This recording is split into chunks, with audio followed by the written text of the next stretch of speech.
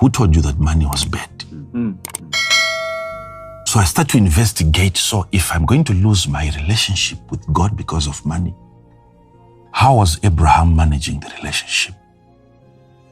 If therefore I am Christ's, if I am of Christ, then am I Abraham's son. If Abraham is my father, why is there such a difference in terms of wealth between me and my father?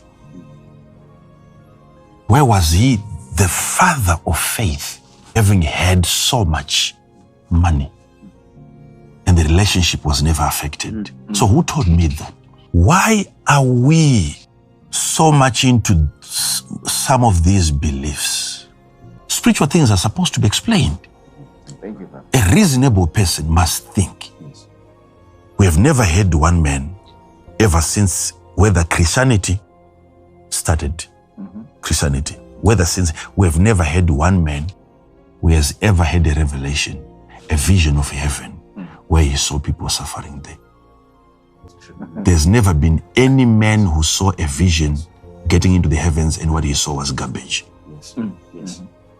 There's never been one man of all the people that have had encounters who has been to heaven, whether physically or spiritually, who has seen darkness. There were no lights. There were no children in the streets, living in the streets or under the bridges. You study every revelation of the heavens. It was crystal. It was gold. It was purple. You compare that to the preachings that we are having down here. How can we have such a God who lives in such a place? And then we believe in the concept of poverty. You question your beliefs.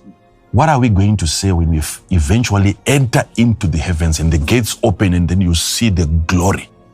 You begin to question the God that you believed in. Your entire journey, you were concerned about $5. It was giving you problems. And suddenly you stand before a king, you see him sitting on a throne. He's not suffering. You look at his surrounding. You look at the type of trees that you see, the leaves, the soil. You touch, before you even see God, you are amazed by what you are walking on. Is this heaven? So if this is the God that we were worshiping, believing in, how come we didn't believe in what he believes in? How come our beliefs were contrary? So as long as we cannot change your mindset, we are wasting our time. The poorest man, you give him money. It doesn't matter you make it $5 million. It's an outward help. You have amputated poverty. But that part of poverty in the brain, if that is not corrected, my God. That is why, because of our thinking, as long as you give bread to the poor, rice, sugar beans, you are celebrated, you are helping the community. Start to invest in educating the poor. No one will celebrate you. No one will recognize that you are helping your community. Tell people that I help my community by educating my... It's not help, according to them.